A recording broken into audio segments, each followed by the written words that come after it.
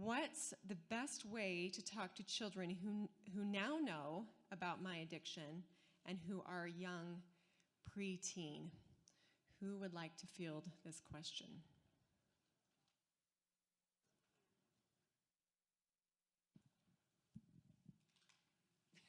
I thought you had something in mind. Well, we have young children. When we were in early recovery, we told our children that Dad broke his promises and he was earning Mom's trust back. We kept it pretty simple. As they got older, they understand that about pornography, and we talked about Dad had a pornography addiction. As they get older, we'll be more age appropriate if they have questions, I think, yeah. And so it's kind of a part of our family culture. Hey, lies almost broke our family up. So now the Walpoles don't lie. So if you lie, just come clean as soon as you can, and then we'll work it through, kind of a thing. Do you have anything else to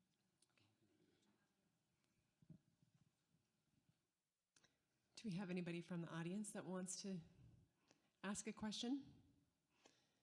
No? Okay. This is also a question regarding teens. How do we help teens see the effects of media addiction and stay in control of it?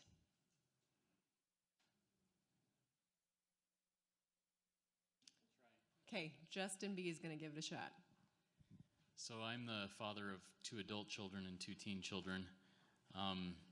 And how do we help teens see the problems of media addiction? Is that kind of what it is? The effects. And stay in control of it. Well, I can't stay in control of my kids, my teens especially. But my wife and I sure try. We didn't allow them to have cell phones until they were 15, until they went to high school, and those were pretty locked down. But they have access with their friends. All their friends have those, and so anytime they're with their friends, they have full access to that.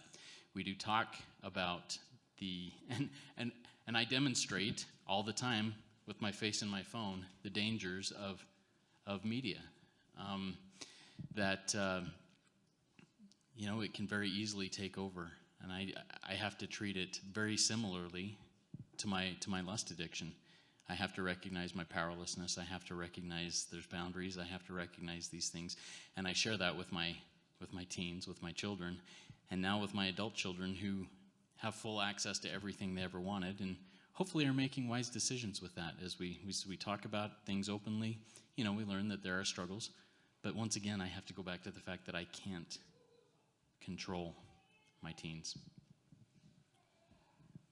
Yeah, and I just wanted to say something on that as well. I really like what Dr. Lemke said about doing a 24-hour kind of fast period, because that'll reveal a lot. If you take your kids' phones and lock them down for 24 hours, can they survive a day? They probably don't think they can, but it would be interesting to see kind of what comes up. And being able to talk through and walk through some of those emotions, and ultimately some of the FOMO, kind of that fear of missing out type of thing, that it's okay to kind of detach, and then have some good boundaries on, maybe the phone doesn't go into the bathroom or into the bedroom, or it's not at the dinner table, but just kind of having some good hard, fast boundaries that way can be really helpful. So there can be kind of a period of detox, so it's not just always that dopamine charge. And another comment that Dr. Lemke said in her book is just the leisure time that we have now is so much more than it used to be. And so one thing that I've noticed with most of my younger clients is boredom is the key trigger for them. And so the going to the phone and just scrolling is something that they just do to kind of numb out. But if we can put the phone away and say, hey, what's something that we can actually go do and get in your body and get active and get some movement is super key. Those are just a couple of suggestions that I would have on that.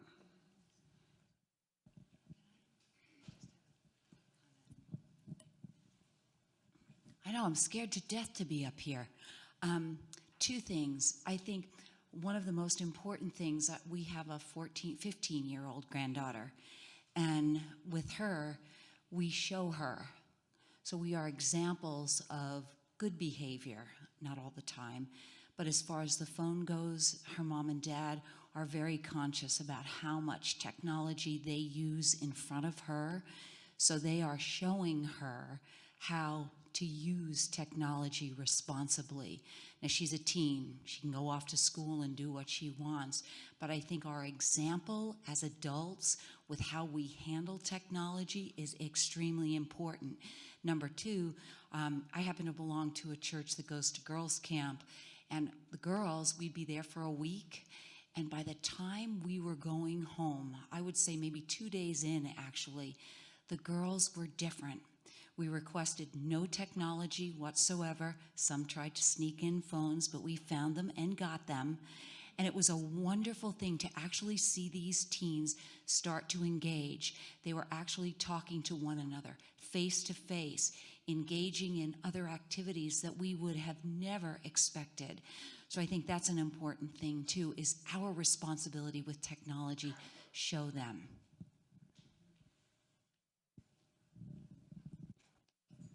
I am feeling unsure that my husband is being fully honest. What can I do?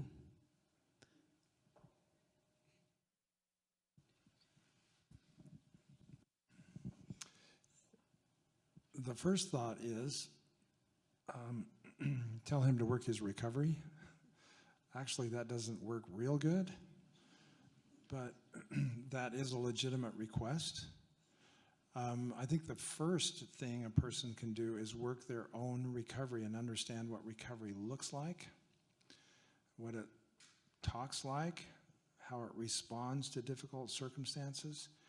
And so early on, and as Rill and I began the recovery journey 17 years ago, a therapist said to Rill that she asked, how will I know if he's lying to me?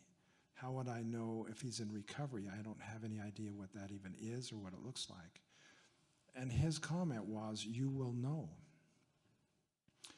And so there are the first responsibility each one of us has. I have this as my first responsibility, and that is to be completely honest with myself and others and work my recovery. And as I am doing that, I believe that I become much more of an open book. And so if I am closed and defensive and angry and judgmental and in any way gaslighting, that's a signal that something is wrong. And a person that is working their own recovery as a spouse sees that behavior. Then there would be reason to say, these are what I'm observing in behavior, and that causes me to feel not safe. And so I have to be careful not to dominate the microphone on this, but I had a situation, Rill and I had a situation where she did say, you can work your recovery. And it was where she legitimately was saying to me, I am so tired and overwhelmed after this long day of working with women who are in trauma that we were sitting in a McDonald's at 10 o'clock at night, and she was exhausted. And it was just all over her, totally exhausted. And I said, what can I do to help you? Like, oh, how can I help you? And she said, you can work your own recovery. And I went, oh. I had been working my recovery for years, and I thought that was a stupid answer. It wasn't. It was a great answer. I was the one that took it wrong, being defensive. That was a hard lesson for me. It was a hard lesson for her. So maybe the message is here, how do we respond to each other's needs?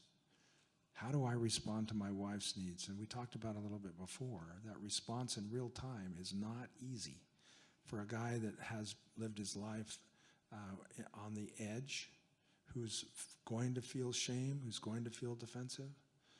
That's where we have to look inside ourselves in real time. Me, I. How can I respond to my wife's expressions of trauma? So that It's a long answer to a short question, but I think that we can observe when we are in our own recovery what recovery looks like.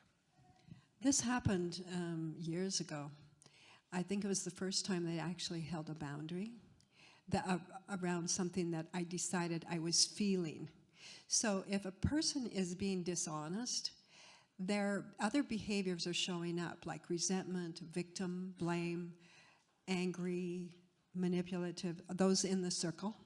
Those behaviors are showing up, and usually you can see or feel that they're lying about something. You can feel it. And so I said to him one evening, something feels off. No, everything's fine. Everything, and 10 minutes later, something feels off. You felt disconnected. And so I was learning how to trust my gut, to trust the instincts. Like, something's off. And this was number of years into recovery, okay? We're working recovery. And so the third time, I said, it took like half an hour, 45 minutes. Something still feels wrong. And I don't know what to do about that, but it feels wrong. And then he said, well, maybe it was this situation that happened that I saw on the street. It's like, oh. And so he started to talk about that, and I said, so when was that? Oh, it was probably Monday. I said, well, it's Wednesday. And we have a boundary that we talk about a trigger or anything within 24 hours. And do the work around it, and call the sponsor and things like that. And I just said, wow. And then he said, I'll be sleeping in the other room tonight. That was the first time that we actually held a boundary with each other. We had agreed on the boundary. And he hadn't been honest. I kept trying. And what if he hadn't? I still would have said, I still don't feel, something's off. And you can either sleep, I'm inviting you to sleep someplace else. If you don't, I'll be sleeping someplace else because something feels wrong. And so I hold boundaries around those behaviors, not the acting out, because I've never seen any proof he acts out. So those behaviors that circle around in that is where I hold boundaries. And I believe that boundaries is the only language, the only communication that the addict brain starts to understand. Not me continuing to talk and whine and cry. It's boundaries. And boundaries based on surrendering to God. Let me say something. Okay, I appreciate that. Tara reminds me we have a lot of questions. There are some important definitions that I believe each person working recovery needs to understand, because there's a difference between different levels of experiences that are triggers. And I'm just going to quickly give you 3 examples. 4. There's white knuckling, there's a slip, there's a lapse, and there's a relapse. If you write each one of those down and you think about we use those oftentimes interchangeably, and they're not. They're very different. So what Real was referring to in my case was I had what would have been considered a slip or a feeling of lust that I did not surrender correctly, but I didn't act out. I had forgotten about this. This was a long time ago. I saw a person on a skateboard. Anyway, and when I saw this person, it kind of overwhelmed me, and it caused me to feel shame, and also I think I felt feelings of lust.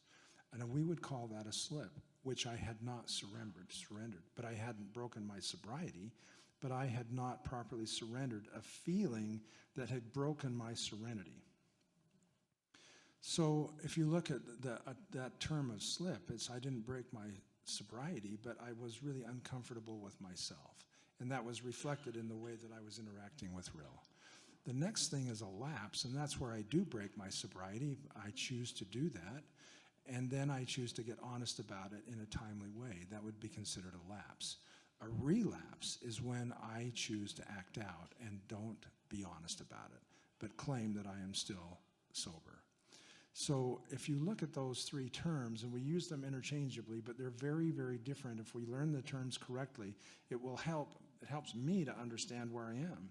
Because a slip is built around what my boundaries and bottom lines are. And that is that need to talk about in real time what is really going on with me, if there's a lust trigger. And I could go into more examples of what that really means, but I believe that that is a common problem with challenges of lust.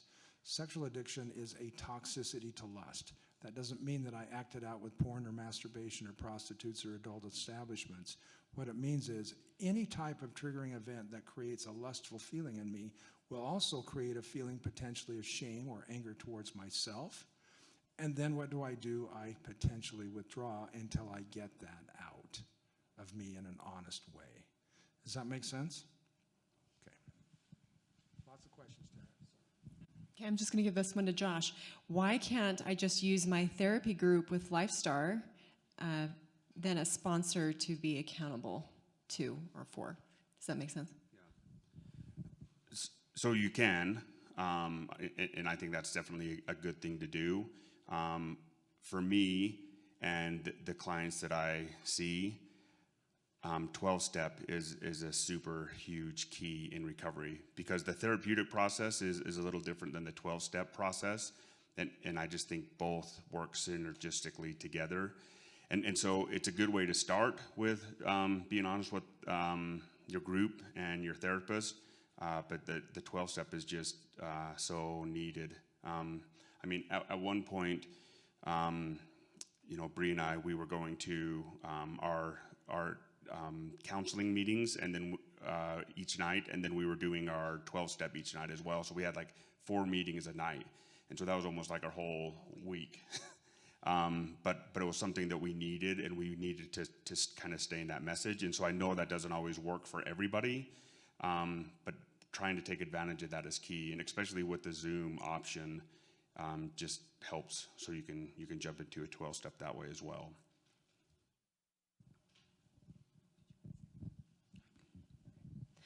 In 12-step meetings, we are asked to state that we are sex addicts. There are some in my meeting that do not like saying this, as they don't want to label themselves as addicts. Can you speak to why this is so crucial? Andrew, would you like to speak to this? Hi, I'm Andrew, and I'm a sex addict. That wasn't very hard, but it's the truth. And in the meetings, honesty is key. In our recovery, honesty is key. And if you are a sex addict, you're a sex addict. I understand the stigma of it. And we had, I have one fellow that I have had several conversations with about this, and it was more that he just didn't understand it. He was new to the program. He didn't want to admit the shame that he felt of being a sex addict. And it is crucial to understand, number one, that you're out of control. That's step one. And you're out of control because you're a sex addict. And your recovery starts there. If you can't be honest about your situation, you can't be honest about your recovery. That's anybody else? My story is long. Thank you, Andrew. I think that is spot on. Understanding step one helps understand sexual addiction, the unmanageability. Perfect. I was one of those guys that when I went into a meeting, I was repulsed by those who said and identified as a sex addict. We have a number of people who are in positions of authority that say don't identify as a sex addict. Therapists, church leaders, and others, because they say it simply adds to your shame. And I believe in my own situation that the second time that I came forward, and I was at that point in my 40s, that I went to 4 SA meetings, and I saw these guys in a circle identifying themselves as sexaholics or sex addicts. And I sat there, and my behaviors were adult establishments, prostitution, pornography, masturbation. And I thought, I'm not one of those guys. I am not a sex addict. Now, I look back on that and I see that I was essentially unwilling to acknowledge that I was dealing with lust that was toxic for me in a healthy way. And so when I define sexual addiction for me, what that says is lust is toxic for me. That is step one, the unmanageable in my life. If I participate in any kind of behavior that is going to raise the feelings of lust in me, that becomes toxic, and I then have these emotional reactions to it that are negative. And so I think that it's a beginning of understanding that this term is not a shaming term to say that I'm a bad person, to say that I'm that way. But what it is saying is that I have to acknowledge that lust is toxic for me, and if I don't accept that, then I put myself in a dangerous situation when I shouldn't. That I need to realize if I am in a dangerous situation, I need to get away from that in order to be safe. To me, that's what I'm acknowledging when I say I'm Stephen, I'm a sex addict. But it can be said in different ways as well. I'm in this meeting working my recovery from sexual addiction. That's fine. Or a person can say, lust is toxic for me.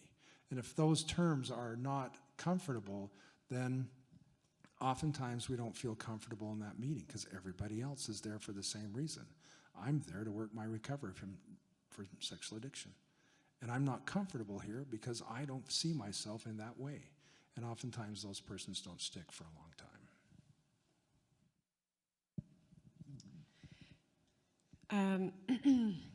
Any advice for those here who are trying to decide on staying or leaving an addicted partner who is not in recovery? Jan, may I hand this to you?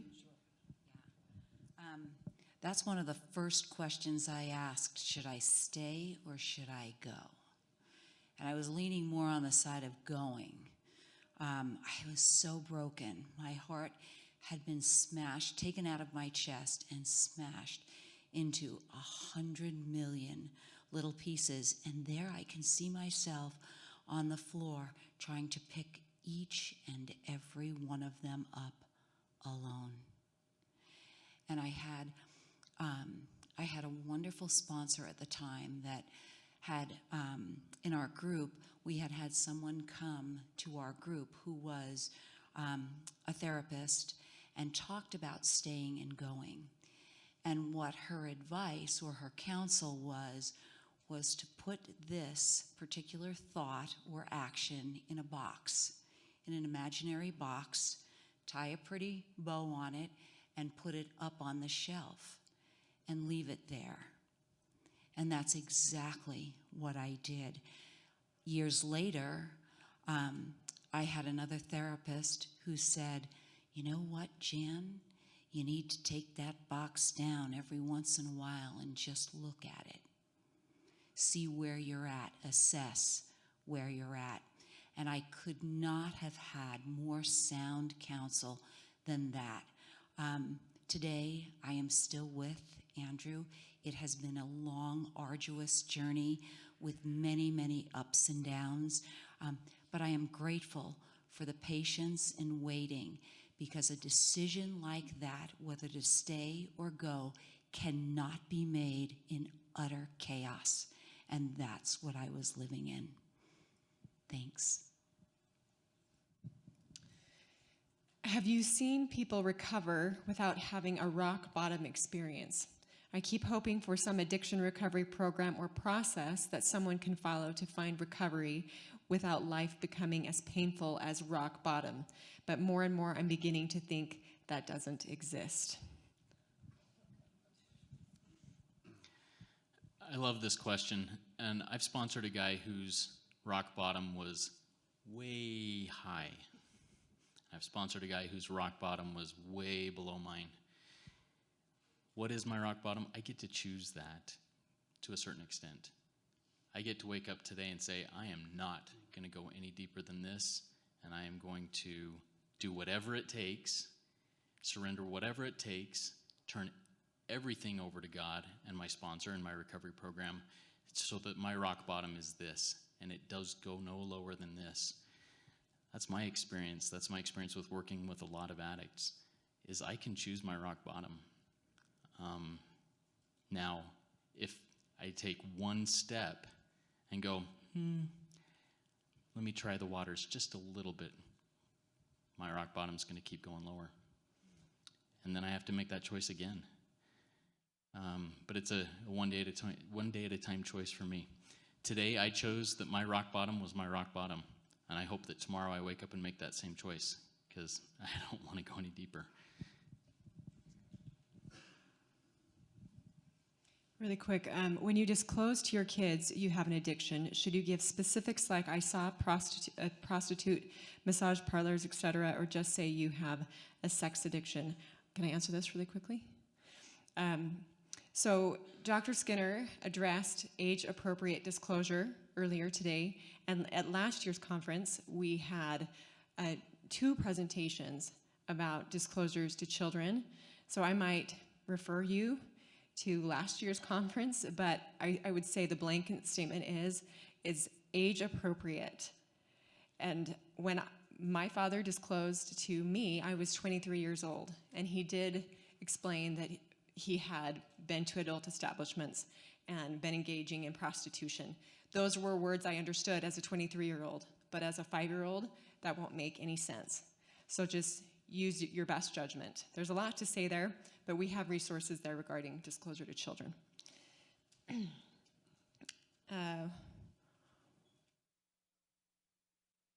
Why did SAL remove the element of progressive victory over lust from its sobriety definition?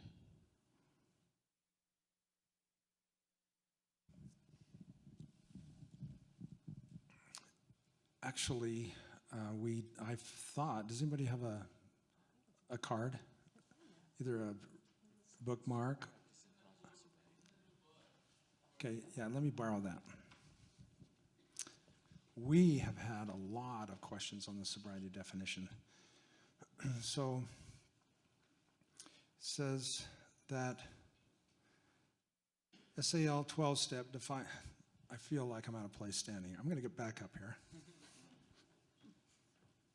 So let's just read this for 1 second. SAL 12-step defines sexual sobriety as follows.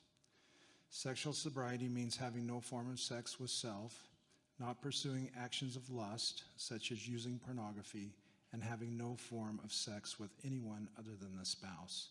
Now, this is the part that answers the question. Our goal is to live in recovery, to practice positive sobriety, and to choose to actively surrender lust in all of its forms to the God of our understanding. Now, notice that the word pornography is in the definition and other actions of lust. The challenge is on other definitions of sobriety, and we feel like a tight definition is really important. The challenge was some people did not see the word pornography and thought progressive victory over lust might mean using pornography less or masturbating less.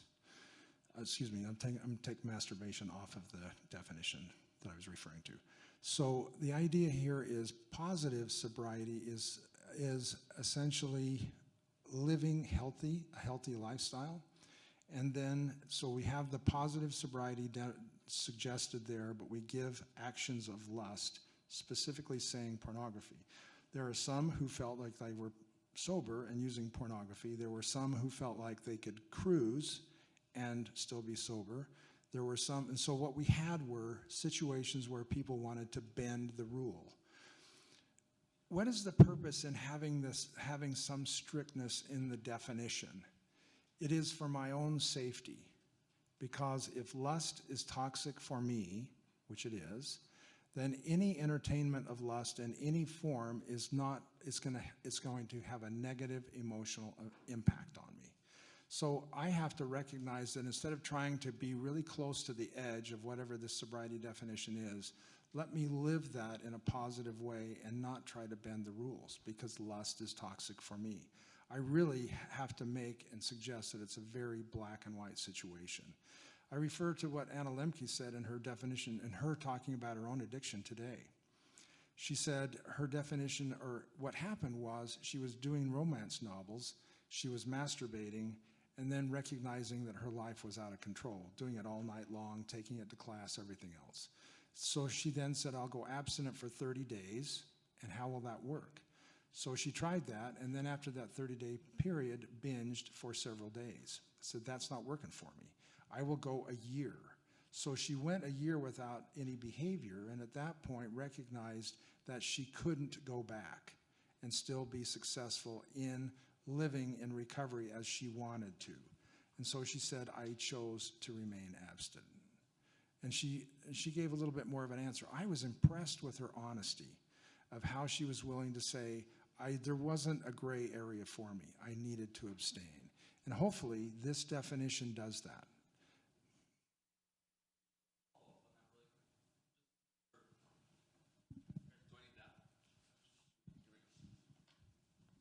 I really appreciate that answer. I'm the one who submitted that question.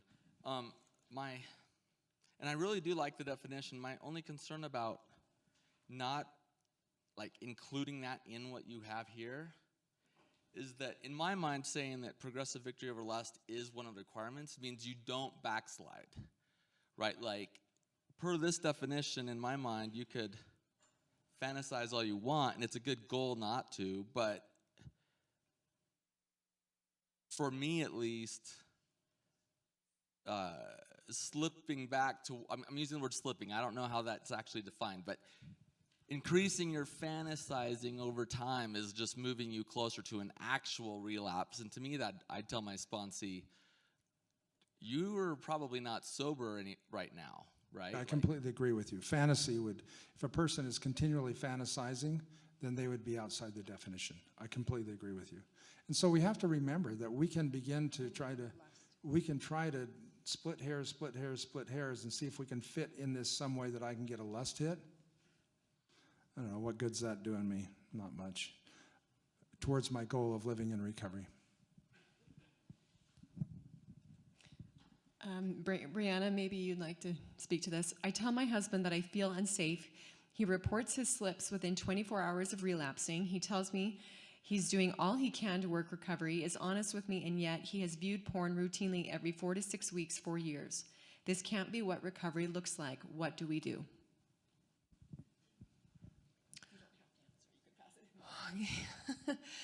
No, that's not what recovery looks like. And that's not what sobriety is. You can't have recovery without sobriety. I guess my advice would be, as a betrayed spouse, keep working the steps. Make sure you have a sponsor. Make sure you have qualified therapy.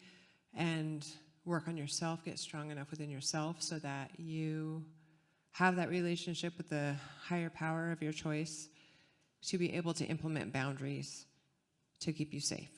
And as you implement boundaries, then the addict can decide if they want to honor those boundaries or not, and then you have a choice and you can go forward with that.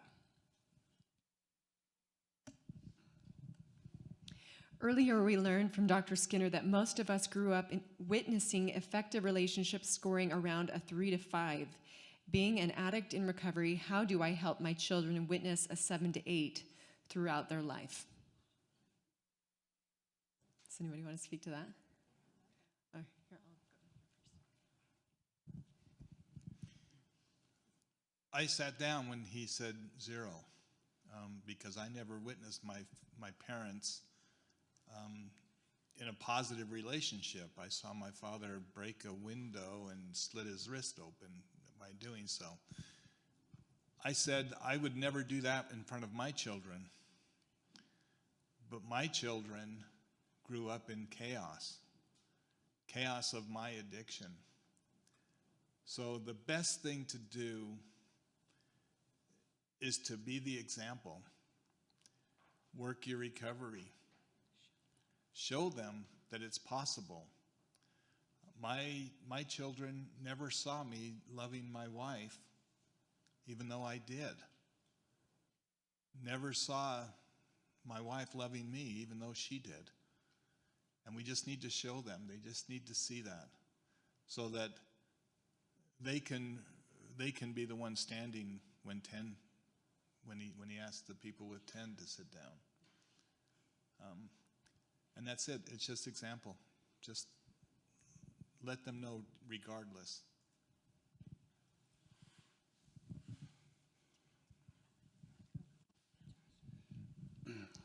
So part of relationships is there's going to be ruptures.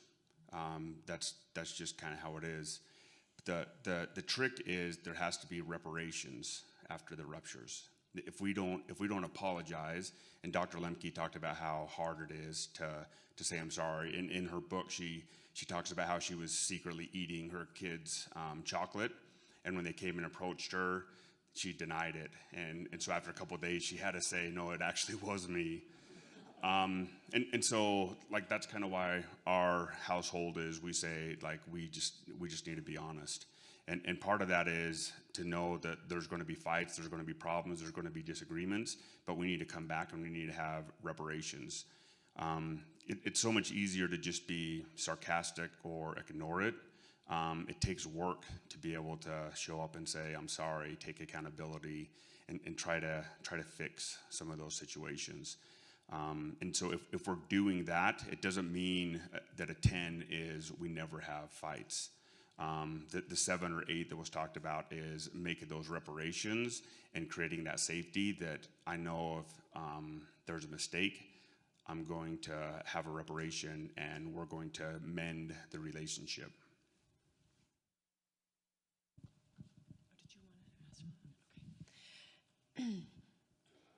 Is there any hope of finding and marrying a man who has never had a sex addiction?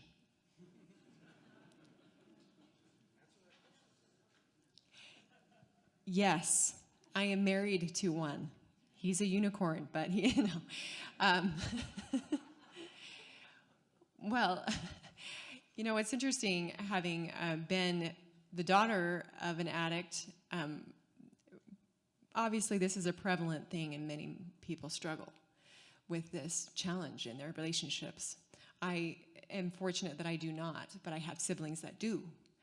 And yet, I have been very fortunate to observe that when people are in recovery, they begin to develop a relationship that was far richer and deeper and more joyful than they ever had beforehand.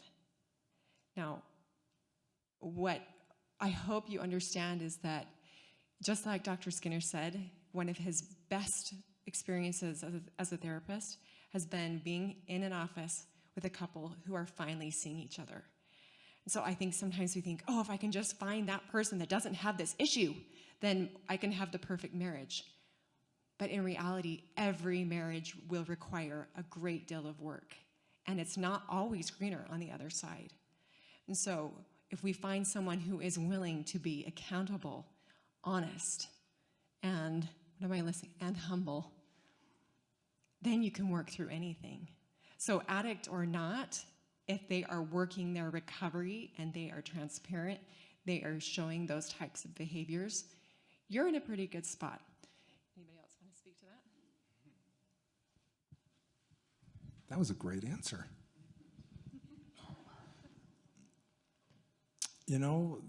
The reality is, in today's world, most men, like in the high 90s, are going to have some experience with pornography and masturbation.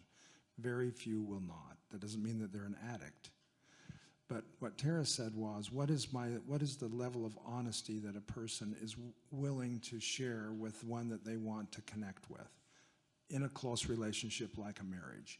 So if trying to look for that needle in the haystack for a person who's never had any experience and won't have any experience is probably going to be a very difficult search. Rather, looking for a person that has an honest heart and a willingness to connect and be able to say, I believe that honesty is important and this is what the experiences have been in my life, and I will always be honest with you about what's going on. And when I make a mistake, I will promptly admit it. So at least we're in a situation where we can begin to build the level of trust, because we all have issues that we have to disclose or talk about and live in a positive way. So, Tara, you gave a perfect answer. And I think that well, this is just me talking, from the perspective of having a lot of experience with sexual addiction. A man living in recovery from sexual addiction is genuinely capable of giving love. A man who is not living in recovery from sexual addiction will have a difficult time giving it because there's too much shame. So that's what we're looking for, a person that's willing to live the principles of recovery. I'm going to give this to you, Mom. Are there resources for women who have been stay-at-home moms and are facing the choice to leave a spouse but won't have adequate resources to support themselves? There are, becoming more and more. As I work with women, and through really no fault of their own, their marriage has not lasted. They have worked recovery. They have done everything they know how to do to improve their lives. I am amazed at when this woman, or these women, learn to surrender the things they cannot change and put God at their center, their lives change. And there will be financial benefits that will come probably at the last second of the last minute of the last day. But I have seen it happen so many times, and every time I thank God that that woman who is actively working recovery, and maybe her husband, her ex-husband's on his third marriage because he cannot get it together. He cannot learn to be honest. But she, with her children, can change. She is a transitional character as a mother, and she works her recovery every day. Not perfectly, and there will be really difficult days, but with God at her center, I have seen, and we read about it in the blessings of the SAL program every week. These things will happen in our lives, and financial things will not be a challenge. We will trust God that He will help us through these things. And every time I get a phone call from a woman who is saying, I thought I was going to drown in this. I thought I was going to lose everything. And guess what? This happened. And I just look at, thank you. Because I see God in their lives. And so do they, because as she is working recovery, the resources become available. And I see it over and over again. And so the fear of not being able to provide for our families, not being able to have enough, not being able to be loved, really can go away when we work this program of recovery. It is not overnight. This is a process. It's a painful process, but as much as we hate to say it, and we hate to read it in our books, it's like pain is the pathway to progress.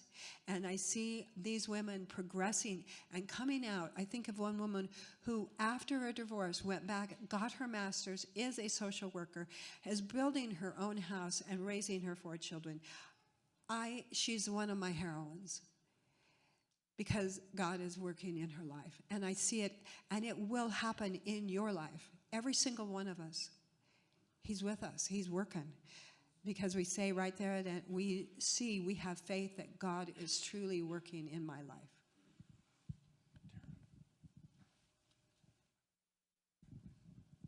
Oh, okay.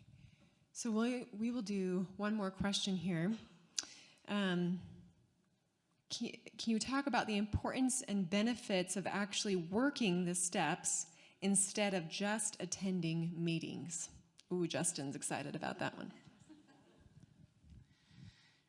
It works when I work it. It does not work when I don't work it. My experience is that when I work my recovery, when I work the steps, and I continue working the steps with others who are also working the steps because I'm working them with them, miracles happen. When I just attend meetings, here's my experience. I just attended meetings for a little while at the beginning of my introduction into this. I went to a meeting, put the book on the shelf, didn't think about it again for the rest of the week until Wednesday night at 7 o'clock came along. I pulled it off the shelf and I went to my meeting. Every week, the same thing happened at the end. This is from the big book, chapter 5, How It Works, the opening paragraph. Rarely have we seen a person fail who has thoroughly followed our path. Meeting attendance is not thoroughly following our path. Making a phone call once a day is not thoroughly following our path. I got to figure out what that path is and thoroughly follow it, and I will not fail.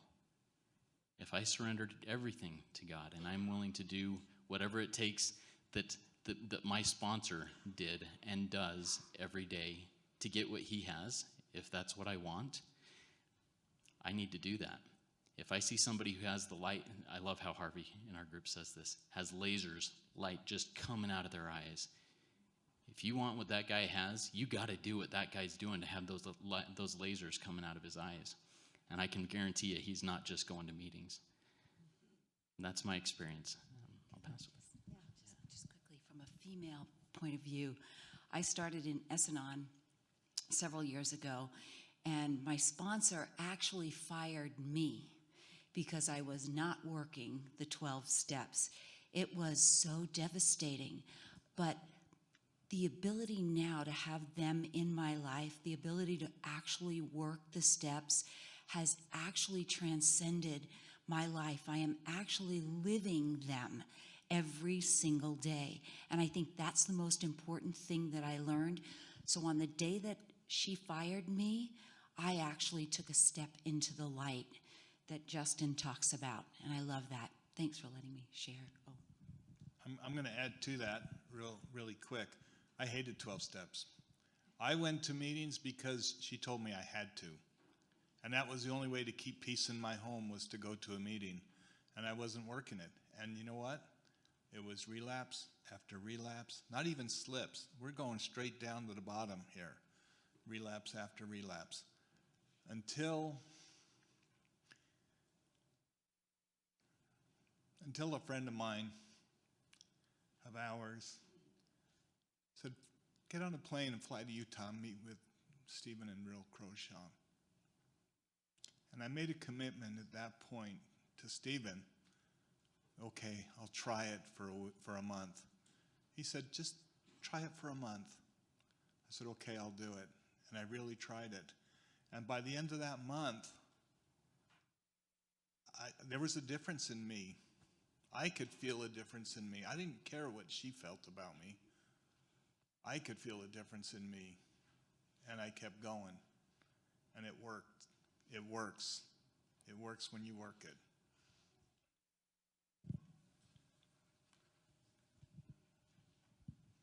We appreciate all of the incredible questions. Unfortunately, we weren't able to get to all of them, but we will try and keep track of some of these that were not answered and answer them at a later date on our blog.